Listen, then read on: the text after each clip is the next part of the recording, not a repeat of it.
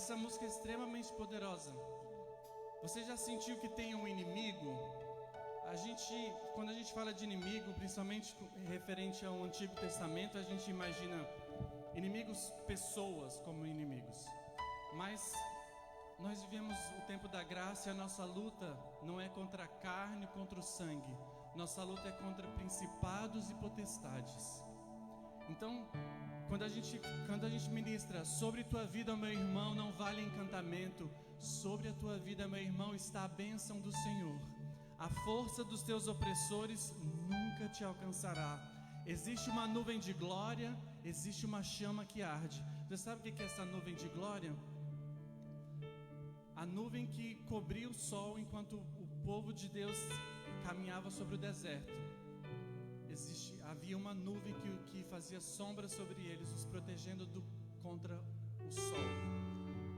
Durante a noite, a gente sabe que o deserto é super quente durante o dia e super frio durante a noite. E durante a noite havia uma chama de fogo que os seguia, uma torre de fogo que os aquecia.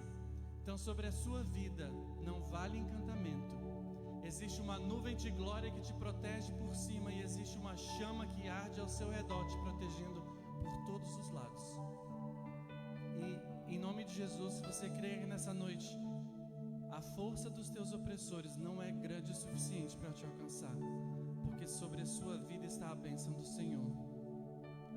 E é por isso que quero convidar você a cantar essa canção que diz que é uma oração, são palavras de gratidão ao Senhor, dizendo que Ele é lindo, que Ele é grande e que é forte, que é poderoso. Cante conosco essa canção sobre esse Deus que é poderoso e que está do nosso lado. Amém?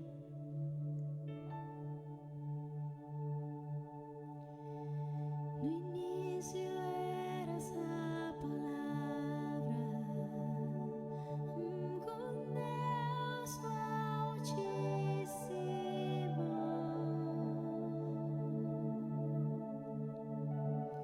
O mistério de tua glória, Cristo em ti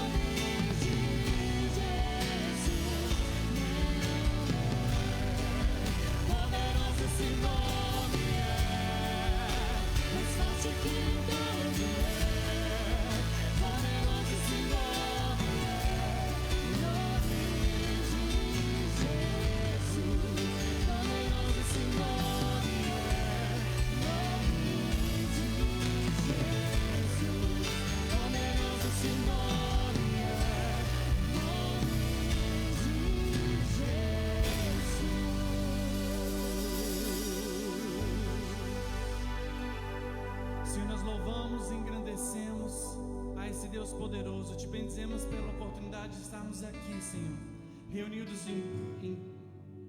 pessoalmente, reunidos virtualmente. Te agradecemos, Senhor, pela oportunidade que temos de servir a Ti e de nos sentirmos amados, acolhidos por Ti. Te agradecemos por ser um Deus tão grande e tão amoroso. Te agradecemos, Senhor, por não nos tratar apenas como servos, mas como filhos e filhas. Te bendizemos nessa noite, damos graças a Ti em nome de Jesus. Graças a Deus. Bendito seja o nome do Senhor. Mais um domingo de celebração, mais um domingo de gratidão, mais um domingo no qual nós temos a oportunidade de dizer muito obrigado, porque até aqui o Senhor tem nos ajudado. O Senhor é o nosso Ebenezer, e Ebenezer significa até aqui nos ajudou o Senhor. Vamos orar agradecendo a Deus por toda essa semana que nós tivemos, de segunda até agora, sendo abençoados, protegidos e edificados. Temos muito a agradecer. Amém, queridos? Vamos agradecer? Senhor, nós somos gratos por Tua bondade e por Tua misericórdia. Somos gratos pela Tua presença, gratos pela Tua palavra, gratos pela Tua proteção. Gratos também, ó Deus, pela presença do Teu Espírito que durante essa semana nos edificou, nos conduziu em paz, nos ensinou. Em paz deitamos e em paz nos levantamos, porque o Senhor esteve conosco. Agradecemos, ó Pai, pela oportunidade de nos reunirmos neste lugar, lugar de adoração, lugar de agradecimento, lugar de reflexão, lugar de arrependimento, lugar de comunhão também. Celebramos nesta noite, adoramos também e ao mesmo tempo confessamos as nossas falhas e os nossos pecados, reconhecendo que somos pecadores, somos falhos e por vezes, Senhor, nós dizemos o que não devemos, fazemos o que não devemos, por vezes pensamos o que não devemos. Por vezes, Senhor, nós também pecamos por omissão, deixamos de amar, somos indiferentes. Tudo isso trazemos à Tua presença, ó Deus, e dizemos: perdoa-nos, ajuda-nos. Ajuda-nos em nossa fraqueza, ajuda-nos em nossas limitações, ajuda-nos, Senhor, em nossa pequenez. Ajuda-nos, Senhor. Socorre-nos e livra-nos de todas as cadeias de pecado e de injustiça que nos cercam e nos prendem. E ajuda-nos, ó Pai, a exercermos o amor e a graça sem condição, para que em tudo e por tudo o Teu nome seja glorificado. Nós oramos em nome de Jesus.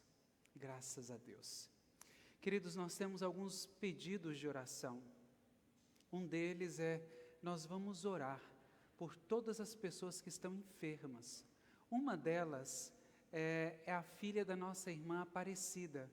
A Aparecida esteve conosco em um estudo bíblico, foi para o Brasil e teve que retornar para cuidar da sua filha.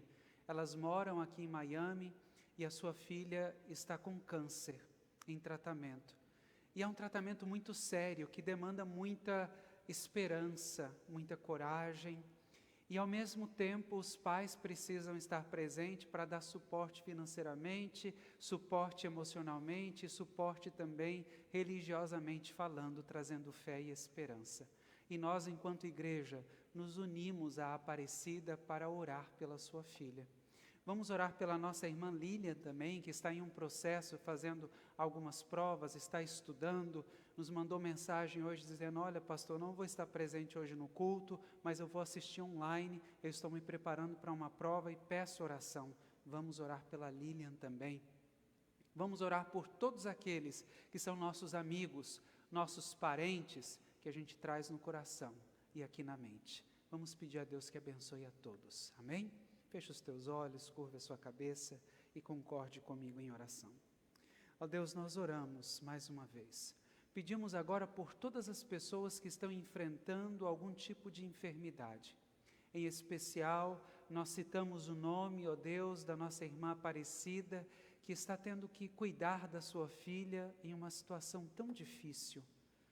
Humanamente falando, ó Deus, as esperanças são pequenas, mas quando enxergamos pela perspectiva de fé, nós nos enchemos de esperança, porque o Senhor é o Deus que tem o melhor para nós. O Senhor é o Deus que nos conduz em meio ao vale da sombra da morte. O Senhor é o Deus que nos guarda, nos alimenta, nos protege e nos traz a certeza de que nunca estaremos sós, nunca estaremos sozinhos. A Tua presença sempre nos acompanhará. Abençoamos esta família, abençoamos a Aparecida, o seu esposo, abençoamos a sua filha, ministramos a Tua graça, ministramos a Tua esperança, ministramos a presença do Teu Santo Espírito conduzindo todas as situações, colocando pessoas certas para abençoar e fazer com que esta família se sinta, Senhor, confortada, fortalecida e abençoada. Oramos também pela Lilian, que está nesse processo de provas. Pedimos, Senhor, a Tua bênção sobre ela, a Tua graça, a Tua sabedoria. E trazemos também em oração, Senhor, todos os nossos familiares e amigos. Todos aqueles que já nos pediram alguma oração. Intercedemos, ó Deus, e estendemos esta palavra de oração, pedindo uma bênção especial sobre todos. Livra, cura, restaura, liberta. Opera, Senhor, a Tua graça e a Tua presença em todos. Nós oramos em nome de Jesus. Amém. Graças a Deus. A nossa leitura de hoje se encontra no livro de Êxodos, capítulo de número 14, do verso de número 1 ao verso de número 14. Livro de Êxodos, capítulo de número 14, do verso de número 1 ao verso de número 14. Você que está nos acompanhando online, se você não tem uma Bíblia próxima a você, você pode ouvir essa leitura, participe com seus ouvidos. A leitura diz assim: Perseguição de Israel. Disse o Senhor a Moisés: Fala aos filhos de Israel que retrocedam e se acampem defronte do Pi-Hairote, entre Migdol e o mar, diante do Baal-Zeon. Em frente dele vos acamparei junto ao mar. Então Faraó dirá dos filhos de Israel: estão desorientados na terra, o deserto os encerrou. Endurecerei o coração de Faraó para que os persiga, e serei glorificado em Faraó e em todo o seu exército, e saberão os egípcios que eu sou o Senhor. Eles assim o fizeram. Sendo, pois, anunciado ao rei do Egito que o povo fugia, mudou-se o coração de Faraó e dos seus oficiais contra o povo, e disseram: que é isto que fizemos, permitindo que Israel nos deixe de servir? E aprontou Faraó o seu carro, e tomou consigo o seu povo, e tomou também 600 carros escolhidos, e todos os carros do Egito, com capitães sobre todos eles, porque o Senhor endureceu o coração de Faraó, rei do Egito, para que perseguisse os filhos de Israel. Porém os filhos de Israel saíram afoitadamente. Perseguiram-nos os egípcios, todos os cavalos e carros de Faraó, e os seus cavalarianos, e o seu exército, e os alcançaram acampados junto ao mar, perto de Pi-Hairote, de fronte de Baal-Zermon.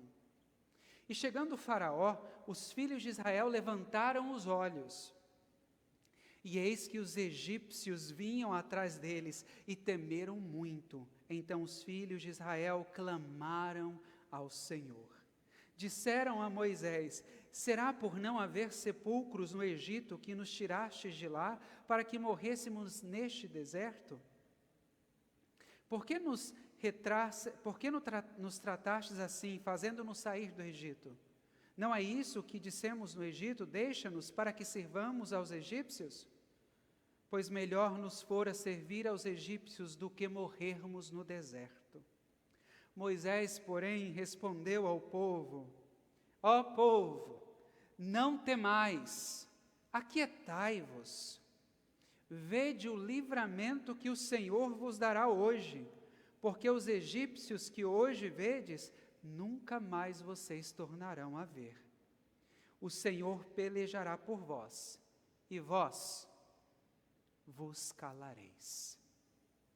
Essa é a palavra do Senhor para o povo do Senhor. Nós somos gratos a Deus por essa palavra. Louvado seja o nome do Senhor. Diante de um texto como esse, nós temos muitas possibilidades de reflexão, muitas mensagens nós podemos retirar desse texto. Podemos falar sobre coragem, podemos falar sobre o grande livramento, podemos falar também sobre a fé, podemos falar também sobre alguns erros, que aparentemente parecem erros na verdade, mas que conduziram este povo a um momento de milagre. Nós ouvimos falar sobre a história de Moisés na semana retrasada e na semana passada. E pela história que eu contei para vocês, Moisés foi criado no Egito e depois teve um período da sua vida no deserto. E lá no Monte Horebe, Moisés teve uma experiência maravilhosa que marcou a sua vida. Ele viu Deus e recebeu um chamado para liderar um povo cativo.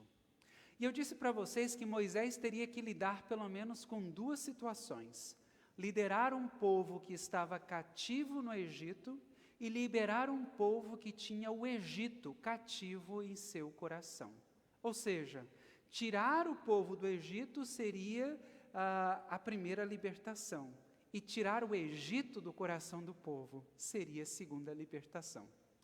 Parece uma loucura, mas a ciência, a psicologia explica isso. Existe uma síndrome, a chamada síndrome de Estocolmo, quando aquele que é torturado passa a amar o seu torturador e não consegue mais perceber que está sendo um prisioneiro e não consegue se libertar do seu aprisionador. Isso aconteceu com o povo do Egito. Eles viveram tanto tempo no Egito que acostumaram a viver na escravidão. E quando Moisés disse: Deus me levantou para tirá-los da terra do Egito, porque não é isso que Deus tem para você. Eu não sei se essa mensagem, não é isto que Deus tem para você, faz sentido para a vida de vocês, mas para a minha vida faz muito sentido. Por muito tempo, eu aprendi a ter uma vida religiosa de complacência. A vida religiosa de complacência é aquela que a gente acha que o mínimo que a gente recebe já é o suficiente, porque nós não nos sentimos dignos de exigir mais, de querer mais. Eu comecei a aprender com o passar dos anos que, na verdade, Deus me chamou para viver uma realização plena. E uma realização plena implica em ter liberdade e condições de usufruir de tudo aquilo que Ele tem para mim. Há um texto bíblico que nos diz que Jesus ia passando e uma multidão estava cercando Jesus. E de repente uma mulher desesperada começa a gritar e a pedir a ajuda de Jesus, e alguém diz: ó mulher, cala tua boca, porque Ele não vai te ouvir. E essa mulher insistiu em que Jesus a ouvisse e continuou gritando e pedindo ajuda. Jesus então chama a mulher e diz o seguinte: não é lícito pegar os pães da mesa e lançá-lo aos cachorrinhos, aos cachorros. Como se aquela mulher não fosse digna de receber o que ela precisava, uma bênção. Mas aquela mulher é um exemplo de superação. Porque ela diz o seguinte: quem sabe eu não possa ter o pão inteiro, mas os cachorrinhos também se alimentam das migalhas que caem da mesa. Será que tem alguma migalha caindo para mim? Será que existe algum pedacinho que possa cair e me abençoar? Jesus então diz o seguinte: tamanha foi a tua fé, que na verdade você não merece migalhas, eu te darei o pão inteiro, volta para casa porque a tua filha já está curada. E aquela mulher então foi abençoada. Com esse exemplo nós entendemos que estar complacente com algumas situações é perigoso, porque a complacência faz com que nós não enxerguemos perspectivas maiores. Nós nunca nos sentimos dignos demais. E o povo de Israel começou a viver essa complacência. Estavam tão acostumados com a vida de escravos que eles não conseguiam se revoltar. Eles não enxergavam o Egito como um mal. Eles já não conseguiam perceber a vida deles longe do domínio egípcio. Moisés então chega e diz: não é isso que Deus tem para vocês. E aqui eu digo para vocês, isso faz sentido porque em algum momento da minha vida os meus olhos se abriram para isso. E eu comecei a entender que uma vida religiosa de complacência é muito perigosa. Porque Deus nos chamou para viver a plenitude de tudo aquilo que Ele tem para nós. E nós precisamos reivindicar isso. Nós precisamos lutar por isso, nós precisamos clamar por isso, nós precisamos nos levantar e dizer: eu quero desfrutar do melhor que Deus tem para mim. Eu quero desfrutar da plenitude que Deus tem para mim. Eu não quero apenas as migalhas da mesa, eu quero o pão completo. Eu quero a bênção completa. Moisés é o exemplo daquele que é levantado para lutar pelo direito dos filhos de Deus e dizer: olha, a situação que vocês estão vivendo não é a que o Senhor tem para vocês. A maneira como vocês estão acostumados com o Egito não é o que Deus tem para vocês. Então vamos nos levantar e sair do Egito. Então o primeiro trabalho de Moisés era tirar o povo do Egito. Mas aí vem um segundo trabalho, que talvez seja o mais difícil, é tirar o Egito de dentro do povo. Porque quando o povo se via em uma situação difícil, eles se lembravam da comodidade ou daquilo que eles chamavam de comodidade no Egito. E uma das circunstâncias clara é justamente quando o povo sai do Egito e Moisés começa a guiar o povo pelo deserto. Eu disse para vocês que Moisés foi criado no Egito, depois viveu no deserto. No Horebe, ele encontrou Deus, no Monte Horebe. Moisés conhecia toda aquela região do Egito. E se você olhar o mapa daquela época, vocês sabiam que Moisés não escolheu o melhor caminho para fugir de Faraó? Moisés escolheu o caminho mais difícil. Moisés escolheu o caminho das montanhas. Fugir de um exército, fugir de um perseguidor em meio às montanhas seria muito difícil. E mais do que isso, Moisés conduz o povo por meio das montanhas e então conduz esse povo para a frente do mar, o Mar Vermelho. O povo estava cercado por montanhas de um lado e do outro, e na frente, o mar. Ou seja, eles estavam encurralados. Não tinha saída, não tinha para onde ir, não tinha escapatória.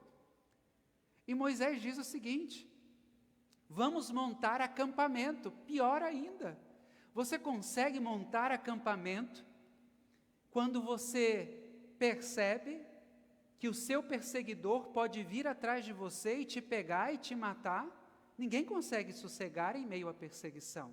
Quando somos perseguidos, o nosso nível de estresse é altíssimo. Mas Moisés mandou o povo montar acampamento. E o povo monta acampamento, tudo tranquilo. E então Deus diz: Moisés, eu endurecerei o coração de Faraó, porque nele eu farei o meu nome glorificado. Como o nome de Deus seria glorificado em uma situação em que nós estamos aprisionados, em que nós estamos encurralados, não tem saída para a esquerda, não tem saída para a direita, não tem saída para frente e não tem saída para trás? O que fazer? Como o nome de Deus pode ser glorificado quando não há escapatória para as nossas vidas? Como o nome de Deus pode ser glorificado quando nós não temos o que fazer? Quem aqui já viveu aquelas circunstâncias em que você sente que você não pode fazer nada para resolver os problemas da vida. Você não pode fazer nada para resolver as dificuldades que você está passando. Você já teve momentos de tensão em que você diz, mas só Deus. Já teve aquele momento da gente cantar aquela música, segura na mão de Deus e vai? Já ouviram essa música? Como é que é, Rafael? Puxa aí.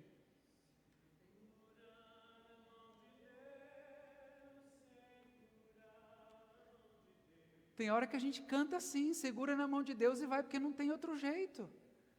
Esquerda, direita, frente e trás, estamos cercados, as situações são impossíveis, não conseguimos vencer, não conseguimos fazer nada. E então, precisamos agir por fé. Nós costumamos ser mais sensíveis à fé quando estamos em meio a dificuldades. Por quê? Tentei amigos, tentei família, tentei profissionais, tentei de tudo e nada resolveu? Então, vamos apostar na fé? Isso acontece muito. Lembra de um ditado popular que as pessoas diziam bem assim, quem não vem pelo amor?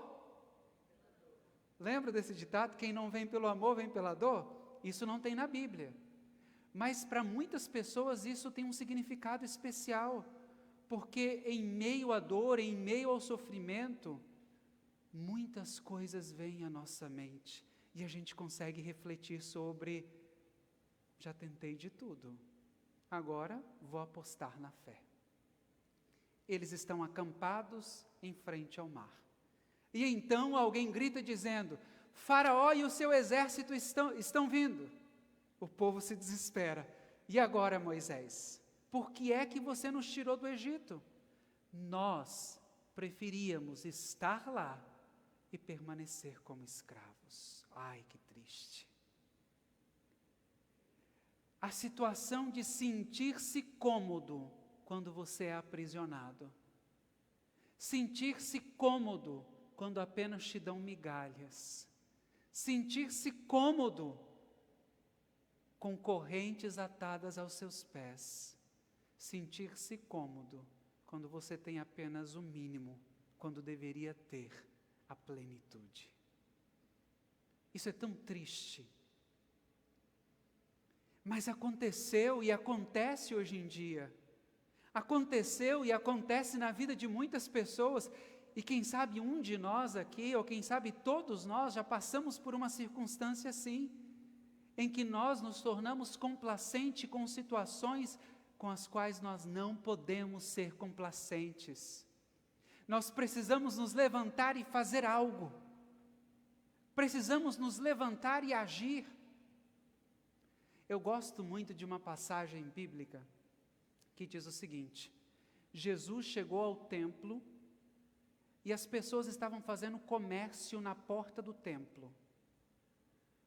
E quando Jesus viu as pessoas vendendo coisas na porta do templo, a Bíblia diz que Jesus saiu quebrando todas as mesas e levantando e fez uma algazarra, e todo mundo ficou surpreso, falou, meu Deus, esse é Jesus?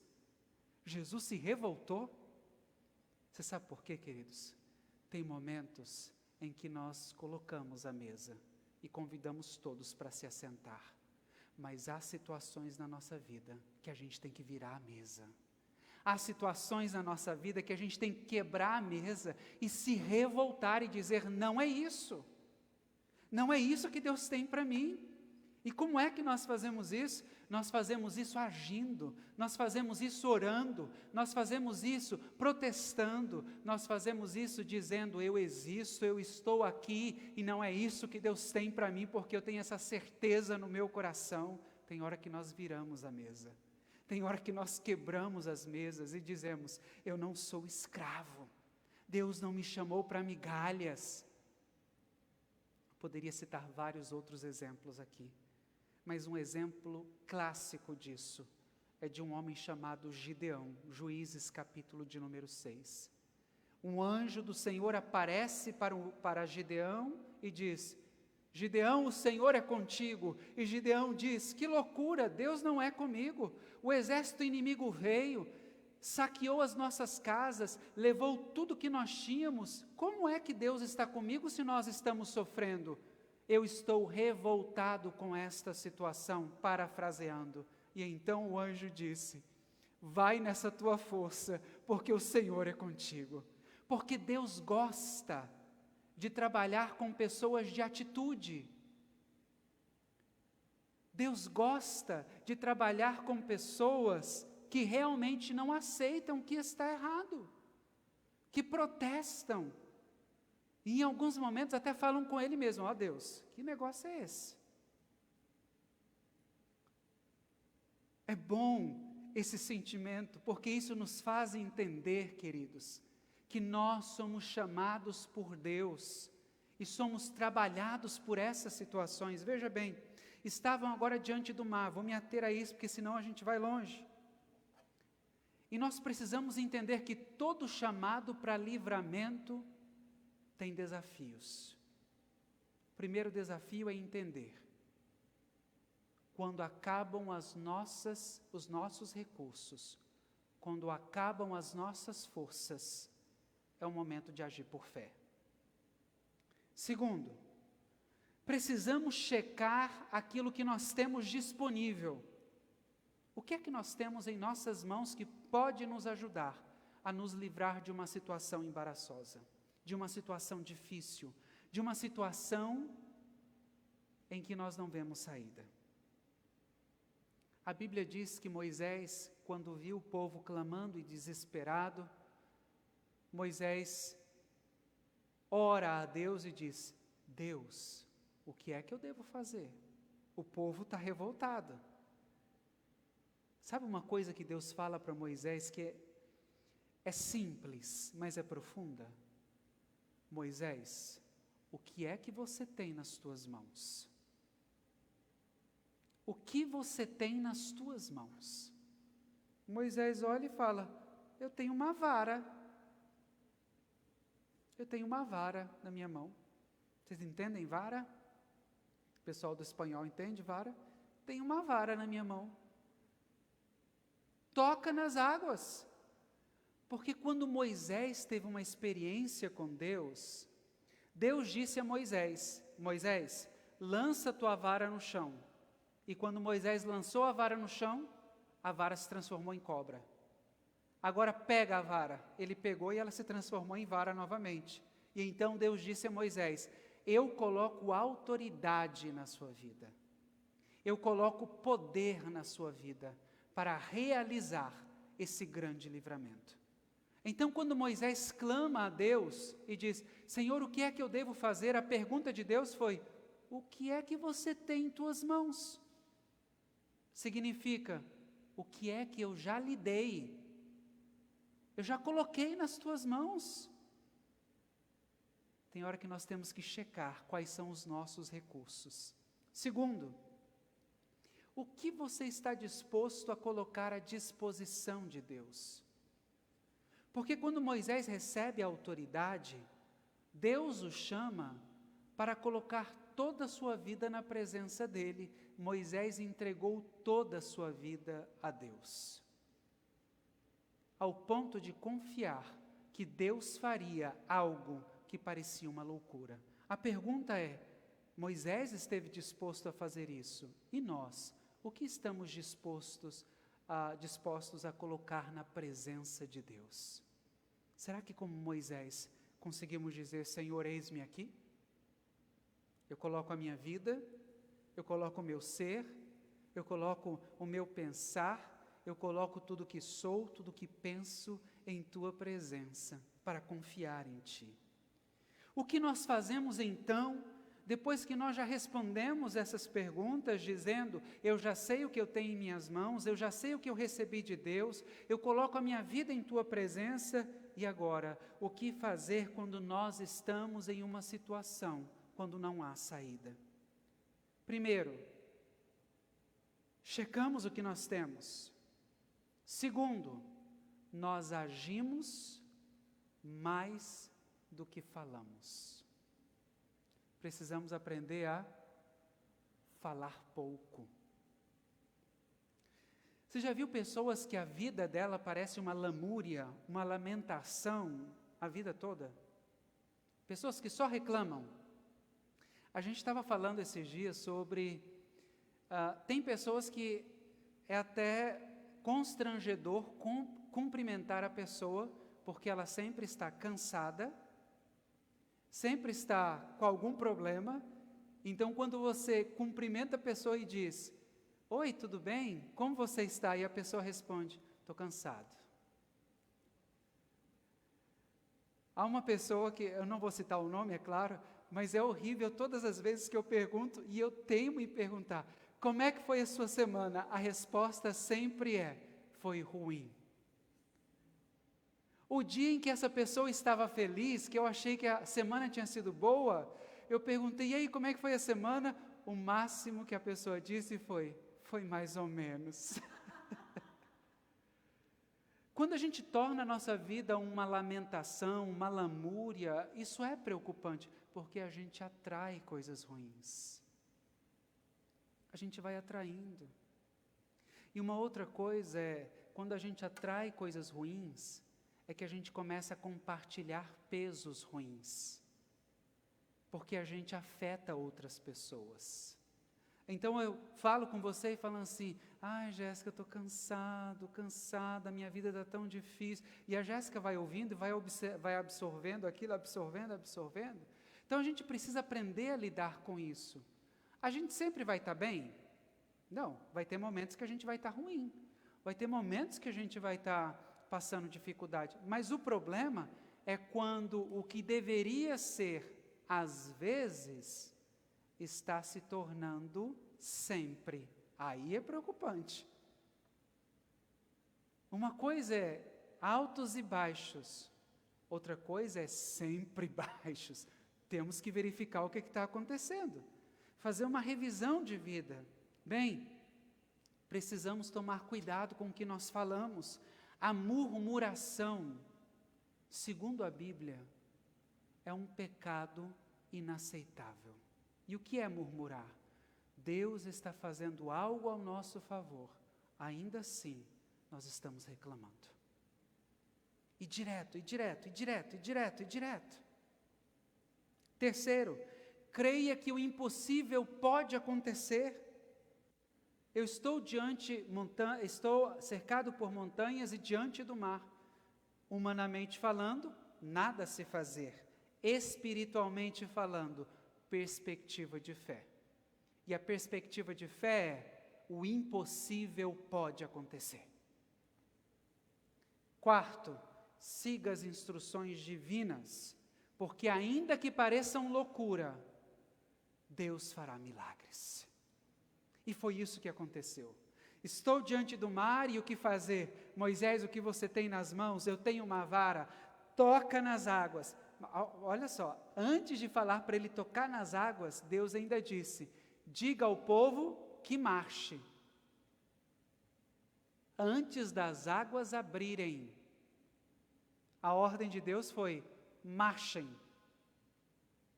Você consegue imaginar o que é isso? Você está diante do mar e, por fé, o mar não se abriu ainda, mas por fé, você já vê que o mar está aberto. E você vai. E as pessoas vão dizendo: você é louco, você é doido, vai morrer afogado. E você vai. Porque a perspectiva de fé nos encoraja a acreditar que um milagre pode acontecer. Algo sobrenatural pode acontecer e vai acontecer. Sabe que tem umas mensagens encorajadoras que parecem muito pentecostal e são pentecostais, e eu gosto de falar isso constantemente. Meu querido, se o mar não se abrir, ele nos faz caminhar sobre as águas, mas o milagre vai acontecer.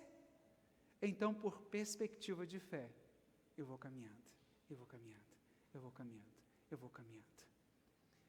Para encerrar essa mensagem, eu gostaria de convidar cada um de vocês a chamar à existência aquilo que Deus já liberou sobre as nossas vidas. O que é chamar a existência? É tomar posse. Lá em Filipenses está escrito: porque Deus, em Cristo Jesus, já liberou sobre nós bênçãos espirituais. A gente só se apossa e fala: é direito meu. Deus já liberou sobre a minha vida. É direito meu. É bênção de Deus, é direito meu. Imagine você que os pais viajaram, chamaram os filhos e disseram: meus filhos, fiquem aqui e tudo que vocês precisam já está dentro da casa. E os pais viajaram. Passaram dias fora e quando retornaram, os filhos estavam secos, magrinhos, magrinhos, com fome.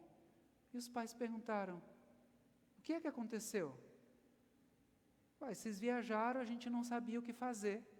Mas a gente não falou que tudo que vocês precisavam estava na casa?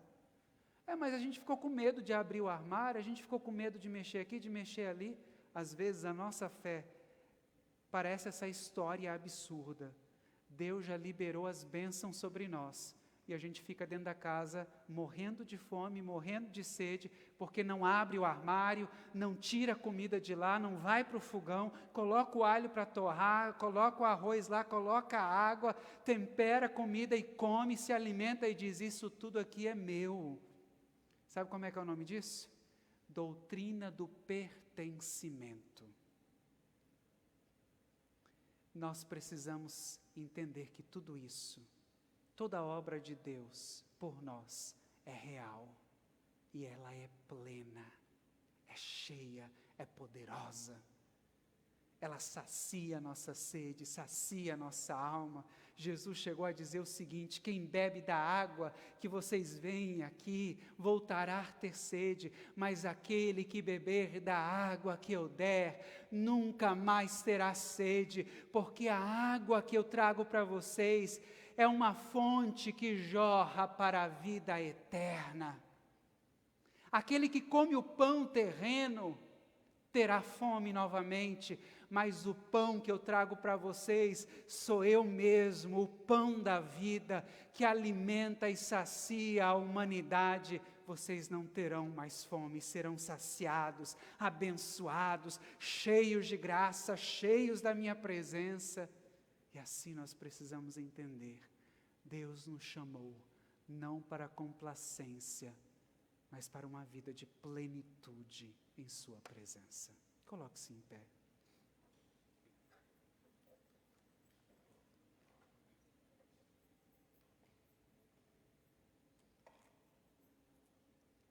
Deus de graça e misericórdia, como é bom estar em Tua presença, junto com os meus irmãos e as minhas irmãs, do Brasil, daqui dos Estados Unidos. Quantas pessoas serão alcançadas por esta palavra de oração, pela meditação, Senhor, na Tua palavra, pelos louvores. Nós não queremos que seja mais um culto, mas nós queremos que seja o culto que muda, que transforma, que cura, que liberta, aquele culto que nós temos saudade, aquele que nos faz pensar: eu quero mais na semana que vem. Ah, Deus, abençoa-nos e ministra sobre as nossas vidas esta graça, esta presença, ministra sobre nós este poder. Nós queremos não apenas viver a libertação física, mas a libertação espiritual que é no nosso ser. Abençoa-nos, ó Pai, em nome de Jesus.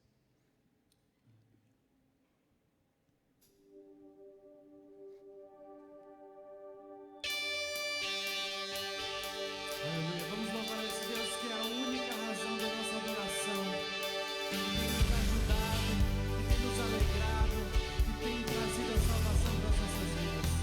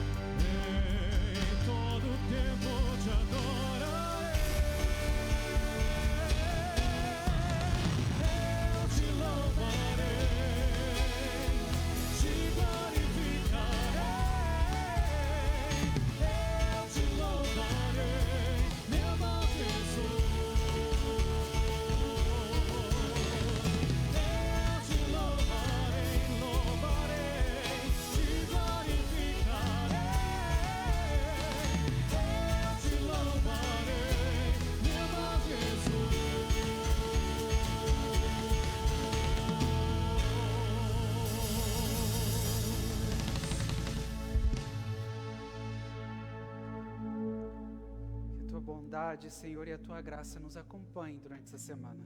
Que o Senhor nos faça fortes, corajosos, destemidos, fervorosos. Mas, mais do que tudo, o Senhor nos faça cada vez mais unidos em uma só fé, em um só batismo, em um só Espírito.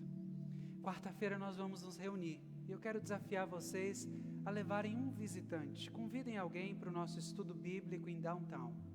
Nós vamos fazer o nosso sorteio de oração, nosso amigo secreto de oração. Porque nós vamos revelar no dia do nosso jantar de Thanksgiving. Então, quarta-feira nós vamos nos reunir, vamos fazer ali o nosso sorteio. E vamos passar uma semana orando por essa pessoa. Amém? Posso contar com a ajuda de vocês? Posso contar com a presença de vocês? Amém. Então estenda a sua mão e receba essa bênção. Que a graça do nosso Senhor Jesus Cristo, o amor de Deus e a comunhão do seu Santo Espírito seja com todos, desde agora e para sempre. E todos digam, vão em paz, queridos. Que Deus os abençoe.